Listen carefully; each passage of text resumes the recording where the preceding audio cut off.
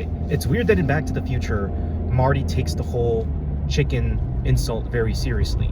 Like, what kind of insult is that, if you ask me? Because in real life, no one calls anyone chicken. That's strictly a Back to the Future thing. And I have to thank that movie series for doing that. I mean, it's weirdly funny too, if you think about it, because Marty kept being insulted by it. His dad kept being insulted by it. The bully, Biff Tannen, I think that was his name, he kept calling Marty a chicken, and he took it seriously, dead seriously.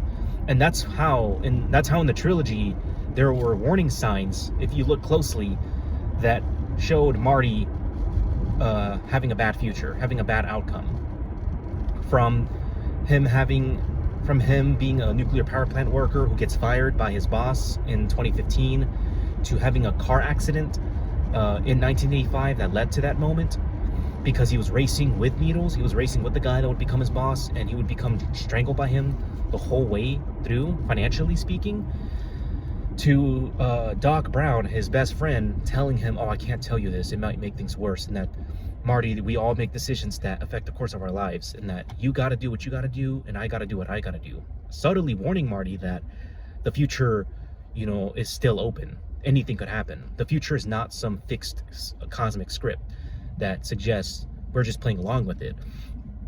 And that was the idea for a while in science, that, oh, the universe is behaving according to physical mechanisms. And, you know, this was after Isaac Newton discovered gravity, or named the gravity, rather. He named the gravity, and that's when he deterred that, oh, the universe is like a clockwork machine that just keeps, you know, operating without regard to who's in it. And that's when Einstein would challenge that with general relativity, that suggests, oh, time and space are more interconnected, and that the future is not fixed. It's not a fixed cosmic script. It is more probabilistic. It is more chance. It is probably more chance-based, but with some elements of Isaac Newton's, you know, things happen a certain way. So it might be both, maybe.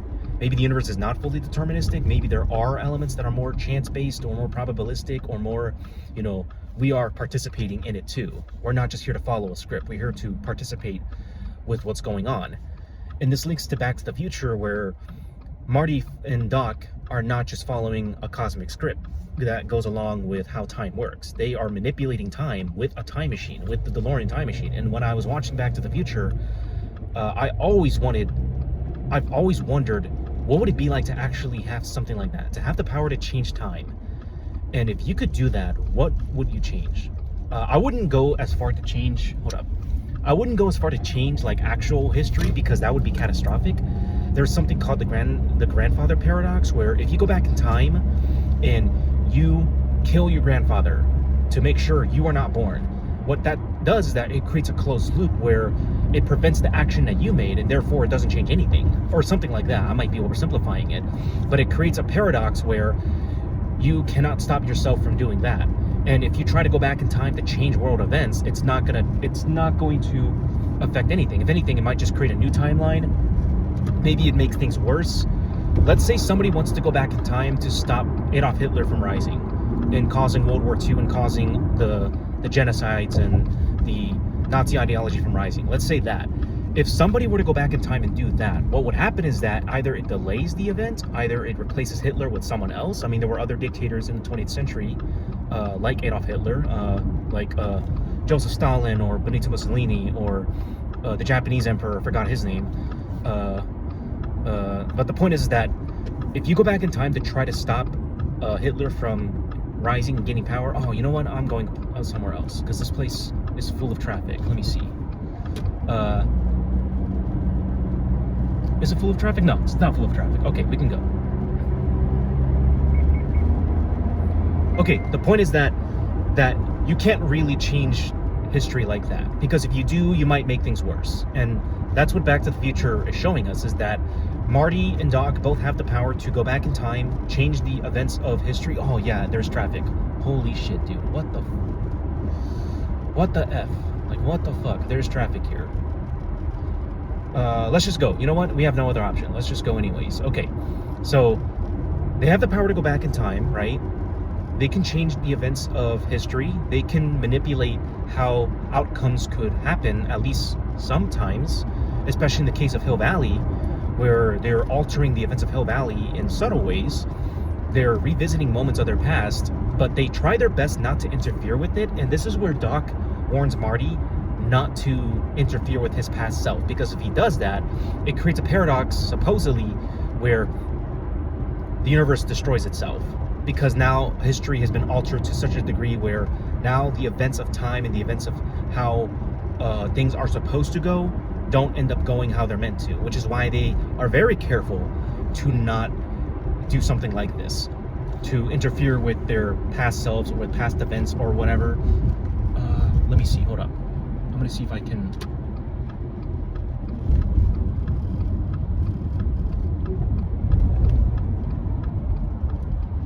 Okay, yeah, I think I fit. Yeah, hold up. I think that's right there.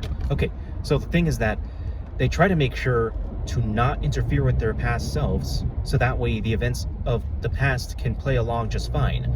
And this gets me thinking that if you can alter time in some way, where I can go back in time and I can tell my younger self, hey, don't go out with that girl that is going to reject you and is probably going to regret you anyways.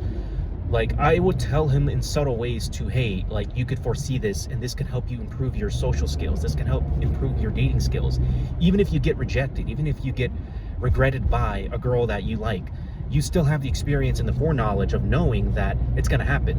And it leads to a better outcome, because that's how you can change events that are going to happen in the future. It does not mean that things are pre-written. It doesn't mean that at all. It just means that a possible outcome could happen, but once that happens, it happened. You can't change it back anymore. And I was thinking about this too, and watching many time travel movies, including Back to the Future. There's other time travel movies like The Terminator, or Time Cop, or Predestination, or what's another one? Tenet to some degree, but Tenet is more time inversion. It's not quite time travel, but it's more time inversion. There's some other time travel media that I'm trying to think of, but Back to the Future is the one that people typically think of. Oh, Avengers Endgame had time travel also in it, when the remainder of the Avengers went back in time to get the Infinity Stones in order to bring back everybody that was snapped away from existence, because Thanos, right? Okay, so with time travel media, I was thinking about this, that if I had that ability to go back in time and really try to change things in ways that does not interfere with how things actually play out, because I want to preserve the authenticity of chronological events as they actually happen, and I don't want to alter anything too seriously. I just want to alter events in my life because I want to make my life better, not the world around me better. Even though the world itself could be shit, I could still go back in time and make my life better, even in a shit world. And the thing is that, hold up, I'm gonna make sure that nobody crosses over. Yeah, I hate when people cut me off like that. Yeah, that's so annoying. Okay, so the point I'm trying to make is that if I go back in time to 8th grade, middle school, when I was still an 8th grader, going to Fredland Middle School, that's the middle school I went to, if I can do that and tell my younger self, hey, don't do this, don't go out with that girl because she's gonna reject you and it's gonna still hurt all these years later, and it's gonna make it difficult for you to form a relationship or ask people out in ways that would really help you grow relationally with other people, I would tell him to either be prepared with it, maybe read more into dating, and maybe read more about the psychology of dating, the psychology of both men and women, to make sure that you understand the social cues better. And because he is mildly autistic, understand yourself a little bit more, because that's what I'm trying to do also, understanding myself better with how autistic people communicate better. I'm not severely autistic, just mildly, only mildly so. And doing this will help me be prepared, and it also helps me to navigate that experience of what it's like to be in a relationship with someone that is risky, for one, but also can be, was that person looking at me? I don't know. Fuck you. Sorry. Okay, so yeah, I can better be prepared myself with that foreknowledge in mind, knowing that it's gonna happen, but I'm prepared for it. You know, the rejection could still happen. The girl could probably dump me, but I can still say that, oh, I did a good job. I actually approached her and told her, hey, let's go out, or hey, let's meet. And when that happens, I now treat it as something, as an experience to learn from. And that's with time travel involved, because with time travel, I am not changing anything. I am not changing the course of events. I'm only slightly tweaking things so that way it produces a better outcome for the future. So that way future interactions can play out better. And that's an example of how you can use a movie like that, like Back to the Future, even when there's no literal time travel happening, that will instill it with you that you gotta have that knowledge, that foresight in mind. And you got to be very careful with the decisions you make, especially with the circumstances that you have, because no one chooses their circumstances. Everyone is born into circumstances that they didn't choose after all. And this is where a person like me, who has unique circumstances, that is going through things, that has a chronic illness, that is mildly autistic, not so much autistic, but just mildly so, and is not in the greatest place financially, that's where I can at least know that I made a better decision, and therefore I have a better outcome in mind. And that's where I took a chance to make sure the future does not become the same thing like the past. And that's why I really like Back to the Future. That's why I really like the first movie and the second movie and the third movie, even though they're not as good. So what do you think about this? What do you think about time travel, and how, if it were real, what would you do with your life circumstances? How would you alter things? How would you make better decisions? And if it can be applicable even when time travel is not achievable yet? Let me know down below in the comments, and I will be replying to you guys, and hopefully you got what I was saying. And make sure you like, subscribe, and comment. You know the deal. So yeah, okay, that's it.